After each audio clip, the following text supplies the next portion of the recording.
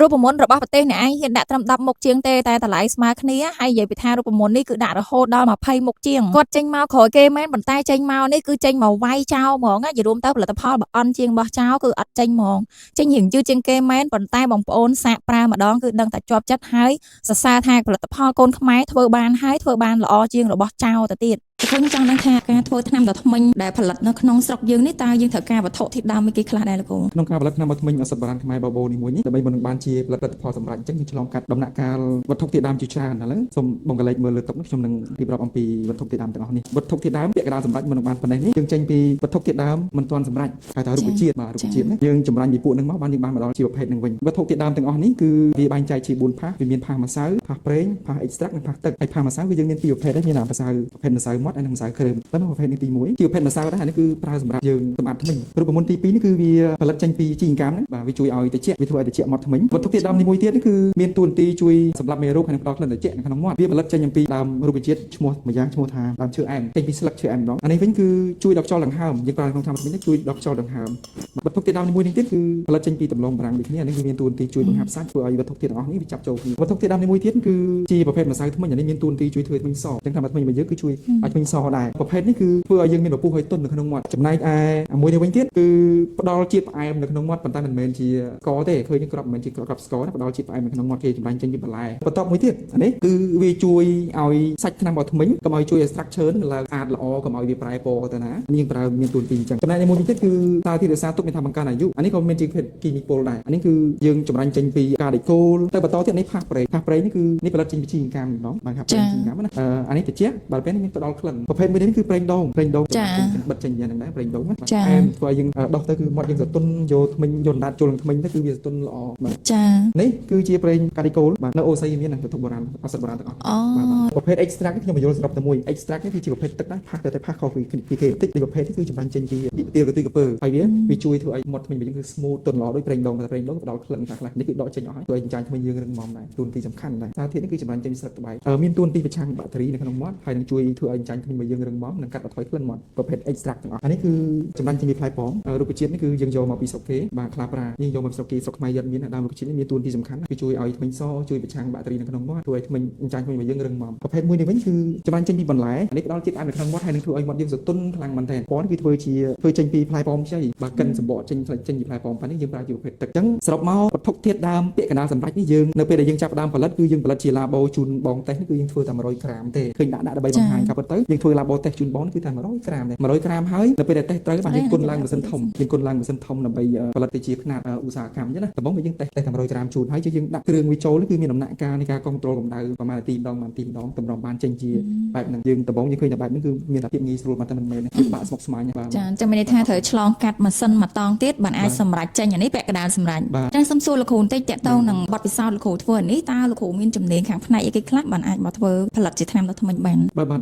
បើនិយាយជំនាញតាំងពីដើមមកច្រើនឆ្លងកាត់ច្រើនណាតាំងពីឯកទេសអក្សរសាស្ត្រអង់គ្លេសតាំងពីគណិតវិទ្យាប៉ុន្តែដល់ពេលជំនាញចុងក្រោយគឺជំនាញគីមីចំណីអាហារនេះតែម្ដងចារយៈពេល3ឆ្នាំរយៈពេលទាំងការយល់ដឹងចំណេះដឹងខាងផ្នែកថ្នាំដុសធ្មេញបានហើយដល់ពេលមកផលិតវិញមួយឆ្នាំបានខ្ញុំចេះផលិតប្រកួតប្រជែងជាមួយនឹងផលិតផលនាំចូលអាចថាដំបូងគេបើអស់ត្រូវលោកគ្រូបាទអត់ទាន់មានអ្នកផលិតនៅស្រុកខ្មែរទេបាទដូចអត់ទាន់មានលេចលឺដំណឹងថាអ្នកដែលផលិតបានទេបើសិនណាបានក៏ខ្ញុំជួយសប្បាយចិត្តហើយក៏ខ្ញុំមានវត្ថុធាតុដើមសម្រាប់ចែកជូនពួកគាត់ដែរឲ្យតែគាត់ថាចង់ផលិតខ្ញុំបកគលជូននៅសាលាបោកហើយគ្រឿងខ្ញុំមាន1កាណូហ្នឹងឮថាថ្នាំដុសធ្មេញនេះកូនក្មេងក៏អាចប្រើបានដែរលោកគ្រូតើមានផលប៉ះពាល់អីទេសម្រាប់ក្មេងបាទសម្រាប់ថ្នាំដុសធ្មេញនេះកូនក្មេងគឺប្រើបានជាក់ច្បាស់ 100% បាទអត់មានអីទេគាត់គិតថាគាត់អាចដាក់តិចដាក់កាន់តែតិចគាត់ដុសបានកាន់តែល្អបំផុតគួរតែប្រើរូបមន្តនេះដោយសារនេះវាជួយការពារកុំឲ្យយើងឈឺធ្មេញបានធ្មេញរបស់យើងខ្មៅអីហ្នឹងគឺកូនក្មេងគឺពេលខ្លះគាត់ញ៉ាំស្ករគ្រាប់ញ៉ាំអីផ្សេងក៏បានដុសធ្មេញអញ្ចឹងវានៅបៀមជាប់ហ្នឹងធ្វើឲ្យធ្មេញរបស់យើងវាពុកផុយលឿនអញ្ចឹងអាចប្រើហ្នឹងគឺមានប្រសិទ្ធភាពមែនទែនកូនក្មេងគឺប្រើបានអញ្ចឹងសម្រាប់កូនក្មេងគឺអាចប្រើចាប់ពីអាយុប៉ុន្មានដែរលោកគ្រូកូនក្មេងគឺប្រើបានចាប់ពីអាយុ3ឆ្នាំឡើងទៅអាយុ3ឆ្នាំឡើងទៅរហូតដល់ចាស់បើចាស់ក៏កាន់តែល្អចាស់បើគាត់និយាយថាគាត់ឈឺធ្មេញគាត់អីនេះគាត់អាចឆ្កើដាក់តាមប៉ោងធ្មេញតែកំពុងតែឈឺឬគាត់ពេលឈឺគាត់អាចដុសទៅបាត់ស្ពឹកមួយរំពេចភ្លាមបាត់ភ្លាមតែម្ដងជួយទៅលើគេខ្លះលោកគ្រូសម្រាប់ថ្នាំថ្មីនេះសម្រាប់វត្ថុធាតុដើមដែលខ្ញុំបានបញ្យល់មិញគឺមានអត្ថប្រយោជន៍គ្រប់នឹងទាំងអស់អញ្ចឹងបើយើងចម្រាញ់ទៅជាបើយើងផលិតចេញជាផលិតផលនឹងមួយបញ្ហាសុខភាពមាត់ធ្មេញរបស់យើងនៅក្នុងមាត់នេះគឺវាគ្រប់អស់ទៅហើយបាទវាគ្រប់អស់ដាក់អីក៏ត្រូវដែរចាល្អខ្លាំងមែនតើសម្រាប់ប្រទេសរបស់គេគឺអត់ចេះតែបាកន្លែងចឹងឲ្យយើងមើលទេតែសម្រាប់កូនខ្មែរមាសទឹក10យើងនេះគឺថាឲ្យមើលមកសេរីចង់ដឹងរូបមន្តចង់បានរូបមន្តអីយកទៅផ្សំខ្លួនឯងបង្ហាញឲ្យយើងមើលបង្ហាញឲ្យយើងដឹងចែករំលែកទៀតកូនខ្មែរយើងគឺត្រង់ណាបងប្អូនអរគ្នាបេះដូងទលាយមែនតើ ចឹងសម្រាប់បងប្អូនដែលគាត់ចង់មើលចង្វាក់ផលិតកម្មថ្នាំដុសធ្មេញនៅស្រុកខ្មែរយើងគឺមានហើយ បាទបន្ទាប់ពីចេញពីបន្ទប់ពិសោធន៍មកគឺយើងដល់បន្ទប់ផលិតនេះគឺក្នុងការផលិតមួយម៉ាស៊ីនយើងផលិតបានទៅ500គីឡូប៉ុន្តែផលិតបច្ចុប្បន្ននេះផលិត300គីឡូទេហើយក្នុងការផលិតវាបានមួយម៉ាស៊ីននេះគឺប្រើរយៈពេលតែមួយថ្ងៃពេញតាំងពីព្រឹករហូតដល់ម៉ោង9យប់បានហើយដោយសារតែរយៈពេលនៃការដាក់វត្ថុធាតុដើមចូលមាននាទីកំណត់ច្បាស់លាស់ហើយនឹងកម្ដៅធុងនេះមានទឹកក្តៅទឹកត្រជាក់បាទមានកម្ដៅមានអីច្បាស់លាស់គ្រប់គ្រងកម្ដៅតាមត្រឹមត្រូវតាមក្បួនខ្នាតតាមរូបមន្តបើមិនអញ្ចឹងទេគ្រឿងចូលអត់សព្វហើយក៏អាចបើមិនឆ្អិនទេអត់